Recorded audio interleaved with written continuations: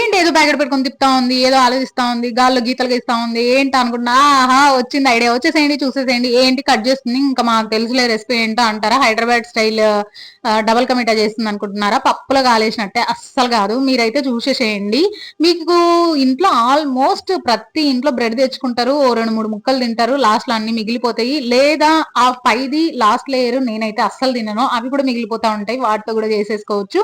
Just ఏం లేదు, dry roast చేసుకోవడమే. కొంచెం బ్రెడ్ క్రమ్స్ నూసి రాలిపోయి ఉంటది కదా, అది మాడిపోతుంది, టెన్షన్ పడకండి. ఎందుకంటే నేను టెన్షన్ పడి భయపడ్డాను కాబట్టి మీరు భయపడకండి అని చెప్తున్నాను, సజెషన్ ఇస్తున్నా. అబ్బా అప్రిషియేట్ చేయండి, మీకు టెన్షన్ లేకుండా నేనే ముందే రెసిపీ చెప్పేస్తున్నా. నాకు తెలిసి ఈ రెసిపీ ఎవరు చేయలేదు. ఇంకా జస్ట్ నేనైతే 3 బ్రెడ్స్ తీసుకున్నాను అనమాట. అవి కూడా శాండ్విచ్ బ్రెడ్స్ పెద్దవన్నమాట. దానికి నేను 4 to 5 టేబుల్ స్పూన్ వరకు షుగర్ వేసాను. క్యారమిల్ చేద్దామని అట్లే పెట్టాను, కానీ భయం వేసింది ఎక్కడ అడుగంటిపోతుందా అని ఇంకా కదిలిచ్చేసాను. అప్పటికి అది ఉండలు ఉండలైంది. ఇంకా లాస్ట్ లో కొంచెం వెన్నేసాను, నెయ్యి అయినా వేసుకోవచ్చు, నా దగ్గర నెయ్యి తక్కువ ఉందని చెప్పి వెన్నేసాను అనమాట. కొంచెం ఒక్క టేబుల్ స్పూన్ వాటర్ వేసేసి మొత్తం మిక్స్ చేసేసాను. ఇంకా నేనేం చూసుకోలేదు, పాకం తీగ రావాలా, ముద్ద రావాలా, ఇంకోటి అని ఏదో బ్లైండ్ గా అలా వేసేసాను అనమాట. సూపర్ అంటే సూపర్ కుదిరింది, అసలు మామూలు లేదు, నెక్స్ట్ లెవెల్.